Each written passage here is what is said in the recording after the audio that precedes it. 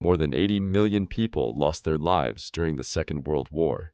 Entire cities disappeared beneath mountains of rubble. Empires that had ruled for centuries collapsed forever. Millions of families would never see their loved ones again. It was the deadliest conflict in human history. But this story isn't only about war. It's about one question that historians have debated for more than 80 years. How did Nazi Germany lose? Because if you had looked at Europe in the summer of 1940, the answer would have seemed impossible. Germany had crushed Poland in just weeks. Denmark surrendered almost immediately. Norway fell. Belgium collapsed. The Netherlands surrendered. France, one of the strongest military powers on Earth, was defeated in only 6 weeks. Across Europe, German soldiers marched through one victory after another. To millions of people around the world, the Third Reich looked unstoppable. Its army was experienced. Its tanks were feared. Its air force dominated the skies. Even many of Germany's enemies believed Hitler could not be defeated. And yet, less than 5 years later, Berlin was burning. The German army had been destroyed. Hitler was dead. The Third Reich had completely collapsed. So, what changed? Did Hitler make one fatal mistake? Was the Soviet Union simply too large to conquer? Did the United States outproduce Germany? Or was Germany doomed from the very beginning? Today we're going to uncover the real reasons why Nazi Germany lost the Second World War. Not the myths, not the propaganda, but the decisions, the battles, the mistakes, and the chain of events that slowly destroyed what once seemed to be the most powerful military machine on Earth. Welcome to History Unfolded. Let's begin. Chapter 1. The Empire that seemed impossible to defeat. By the end of 1939, Europe had begun to realize something terrifying. Germany wasn't simply winning battles. It was changing the very nature of war itself. Military experts had spent decades preparing for another conflict like the First World War.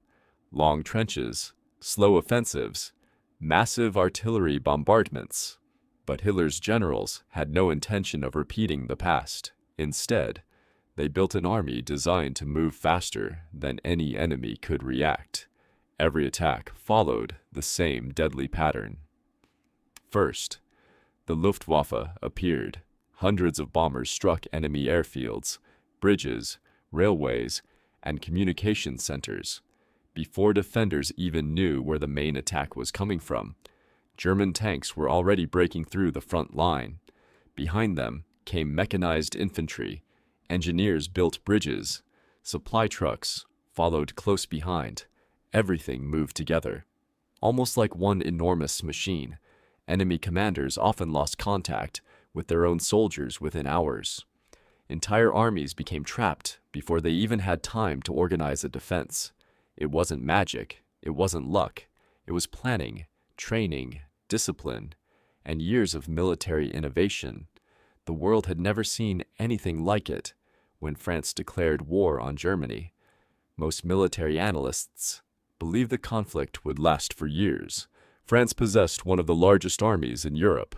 Its defenses were considered among the strongest ever built. Stretching across the German border stood the famous Maginot Line, a massive chain of underground fortresses, concrete bunkers, heavy artillery, and reinforced defensive positions. French commanders believed it was impossible for Germany to break through, but Hitler had no intention of attacking the strongest part of the line. Instead, German commanders designed one of the boldest military operations in modern history. They would attack where almost nobody expected. Between Belgium and France lay a vast forest, the Ardennes, dense, steep, filled with narrow roads. French commanders believed no large army could move through it, especially not thousands of tanks. Because of that, the area was only lightly defended. To the French, nature itself was the defense. To Germany, it was an opportunity. On May 10th, 1940, more than 40,000 vehicles began moving through the forest. Thousands of tanks, hundreds of thousands of soldiers, columns stretched for nearly 250 kilometers. If French aircraft had discovered the traffic jam, the invasion might have ended before it truly began, but the attack remained largely hidden. Within days, German forces emerged from the forest, exactly where the Allies believed they never could. The French line collapsed. Panic spread across the front. The impossible had just happened. German armored divisions raced toward the English Channel, not to destroy enemy armies, but to trap them. British, French, and Belgian forces suddenly found themselves surrounded. Nearly 400,000 Allied soldiers were cut off near the small French port of Dunkirk. For a brief moment, it looked like Britain might lose almost its entire professional army. Then, something unexpected happened. Instead of immediately crushing the trapped forces, Hitler ordered many of his tank divisions to stop. Even today, historians continue debating why. Some believe he feared difficult terrain. Others argue he wanted to preserve his armored units. Some think Hermann Göring convinced Hitler that the Luftwaffe alone could destroy the trapped soldiers. Whatever the reason, the pause gave Britain one final chance. Operation Dynamo began. Hundreds of naval vessels, fishing boats, merchant ships, pleasure yachts, anything that could float, crossed the English Channel. Against all expectations, more than 338,000 Allied soldiers escaped. It became one of the most famous evacuations in military history. To Britain, it was a miracle. To Germany, it seemed like only a small delay. No one realized it yet, but those rescued soldiers would return. 4 years later, many would land once again in France, this time to destroy the Third Reich. End of Chapter 1. Germany appeared unstoppable, but every great empire reaches a moment when confidence becomes arrogance. And in the summer of 1940, Adolf Hitler made the first decision that would eventually cost him everything. Next chapter. The first fatal mistake. The Battle of Britain. Chapter 2. Hitler's first fatal mistake. The Battle of Britain. By the summer of 1940, Adolf Hitler stood at the peak of his power. From the Atlantic coast of France to the borders of Poland, almost every major nation in continental Europe had either surrendered or fallen under German control. For the first time in modern history, one man appeared to dominate an entire continent, but one enemy refused to negotiate. Britain, separated from Europe by only 34 kilometers of water, the island nation remained defiant. Prime Minister Winston Churchill rejected every suggestion of surrender. His message to the British people was simple: we shall never surrender.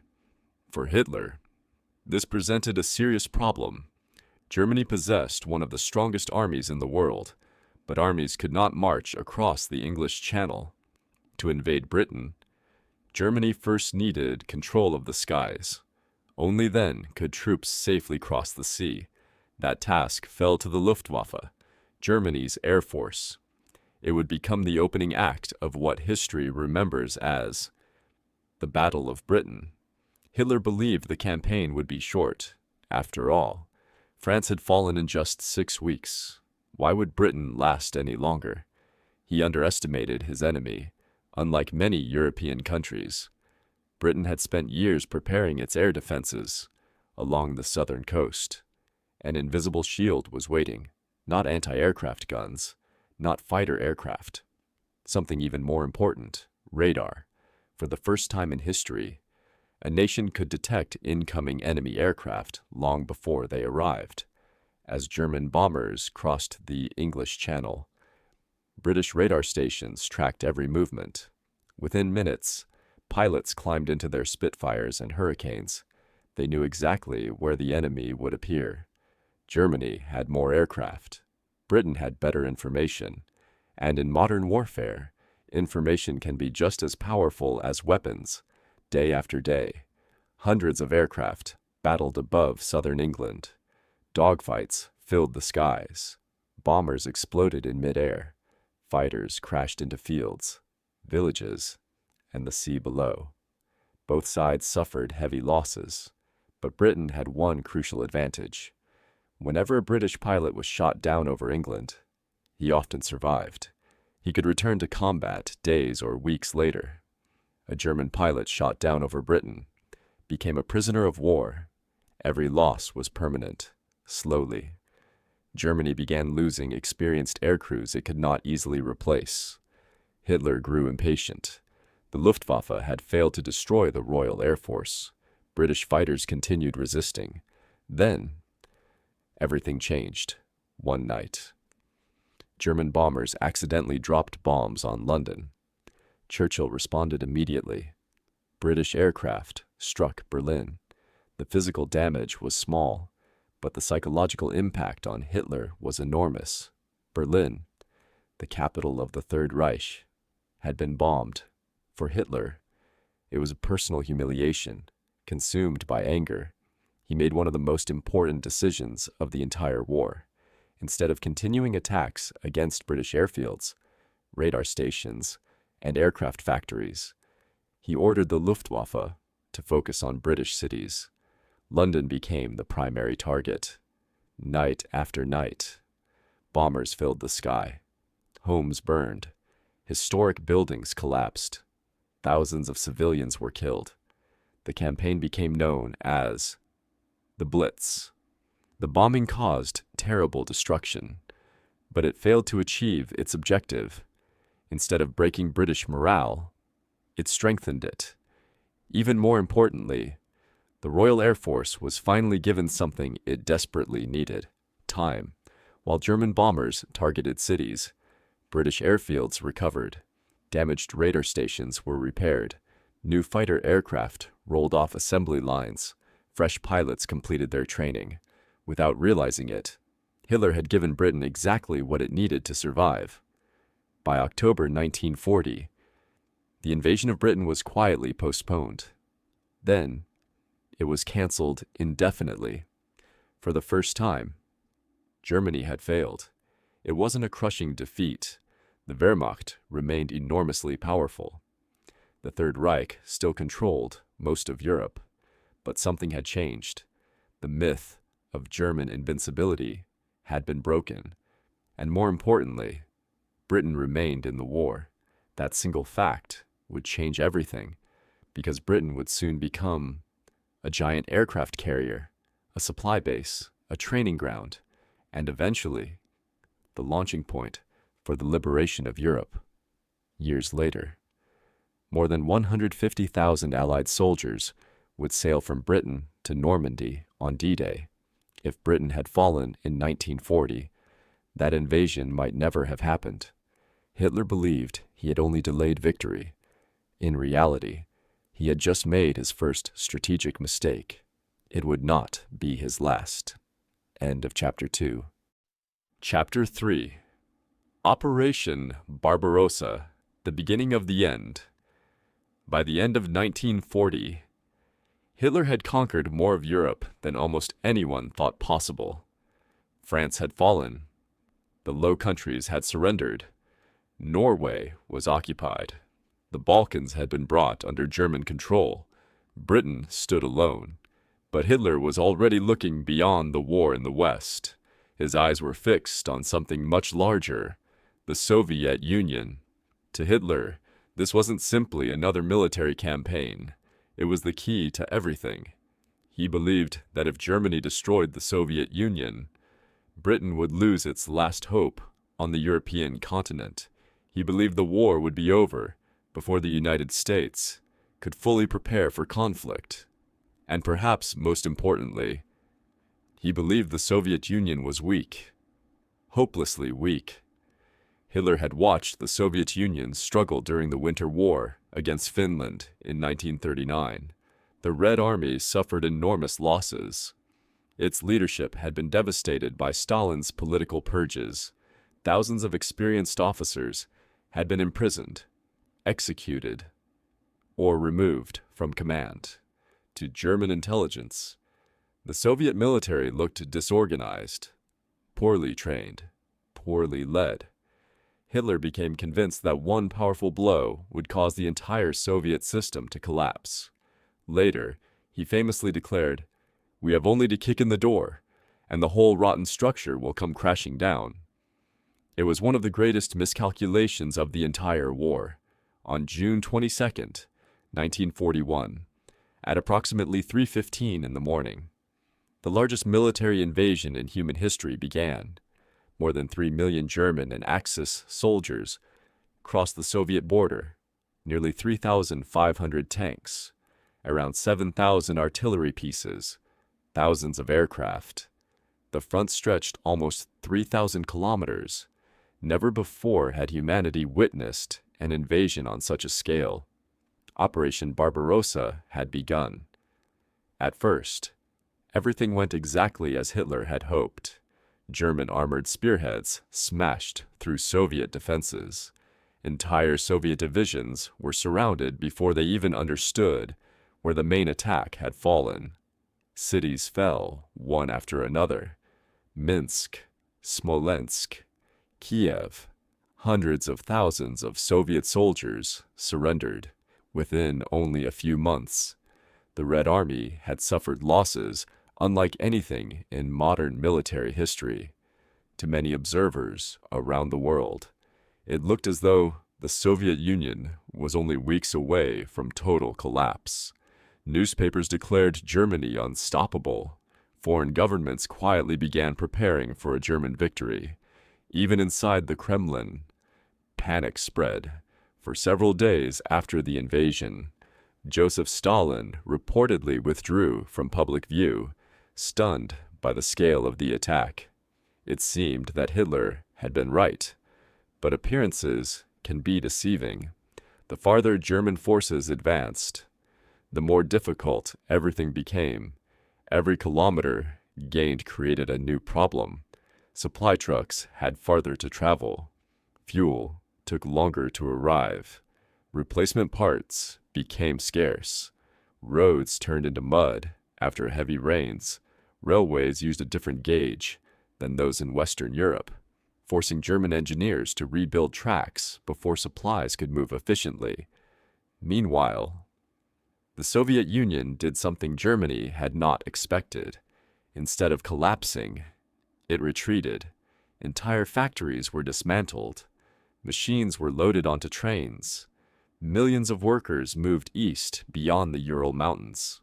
There, far from German bombers, the Soviet Union began rebuilding its industry. Within months, those factories were producing tanks, aircraft, artillery, in astonishing numbers. Germany had expected a quick knockout. Instead, it found itself trapped in a war of endurance, and endurance favored the side with greater resources. Then came another enemy, one that had defeated invaders for centuries. Not an army, not a general. Winter. German planners had expected the campaign to end before the cold arrived. Many soldiers had packed only summer uniforms. Vehicles had not been designed for temperatures below freezing. Lubricants thickened. Engines refused to start. Weapons jammed. Frostbite spread through the ranks. The deeper Germany marched into Soviet territory. The more the war changed. It was no longer a lightning campaign. It had become a struggle for survival. And for the first time, the German army began losing, not because it lacked courage, but because it had asked the impossible of itself. Hitler had promised his generals a victory within months. Instead, they were now facing an enemy that refused to surrender, an enemy willing to sacrifice entire armies, entire cities, even millions of lives, to continue fighting.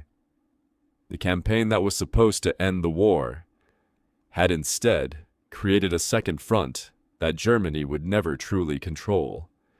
The road to Moscow stretched ahead, but so did exhaustion, so did hunger, so did winter, and waiting beyond all of them was disaster. End of chapter 3. Germany had won almost every battle, but wars are not won by battles alone. They are won by logistics, industry, resources, and time. Hitler had underestimated all four. Chapter 4. The Gates of Moscow. When Blitzkrieg finally stopped by September 1941, Germany had achieved victories on a scale the world had never seen. Millions of Soviet soldiers had been captured, hundreds of aircraft destroyed on the ground. Entire Soviet armies had disappeared inside massive encirclements. To many German commanders, the war already felt won.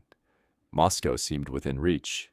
Some officers even believed they would celebrate Christmas at home. But war has a way of punishing overconfidence. The deeper Germany advanced into the Soviet Union, the weaker its greatest strength became: speed. Blitzkrieg depended on momentum. Every hour mattered. Every kilometer gained before the enemy could reorganize increased Germany's advantage. But now, German supply lines stretched for hundreds of kilometers. Fuel had to travel farther every single day. A tank without fuel was nothing more than a 30-ton piece of steel. A truck without spare parts became useless. Every advance created another logistical problem. And then, nature joined the battle. In October, autumn rains transformed roads into rivers of mud. The Russians had a name for it: Rasputitsa. Vehicles became trapped. Supply convoys slowed to a crawl. Even tanks struggled to move. Food arrived late. Fuel arrived late. Ammunition arrived late. The faster Germany had advanced, the more impossible it became to keep its army supplied. While the Germans fought mud, the Soviet Union fought for time. Factories continued moving east. Fresh divisions formed beyond the Ural Mountains. New T-34 tanks rolled off production lines almost every day. Siberian soldiers, accustomed to brutal winters, began arriving near Moscow. Stalin had made a risky decision. He transferred elite divisions from the Far East after intelligence reports suggested Japan would not attack the Soviet Union that winter. It was a gamble, one that would soon pay off. Then, winter arrived, not gradually, almost overnight. Temperatures plunged below -30 degrees Celsius. For soldiers caught in the open, it felt like fighting on another planet. German rifles froze, machine guns jammed, tank engines refused to start. Fuel thickened. Lubricants turned into paste. Some vehicles had to keep their engines running all night, because if they were switched off, they might never start again. Thousands of soldiers suffered frostbite. Some lost fingers. Others lost toes. Many never recovered. Germany had prepared for a campaign lasting only a few months. No one had planned for a Russian winter. Yet despite everything, Hitler refused to accept reality. He ordered his armies to continue advancing. Retreat was forbidden. Every village, every hill, every road had to be held at all costs. His generals warned that their men were exhausted. Their supplies were running out. The offensive had lost momentum. Hitler ignored them.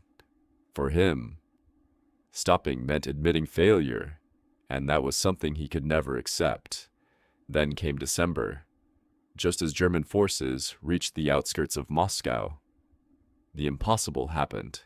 The Red Army struck back, led by General Georgy Zhukov.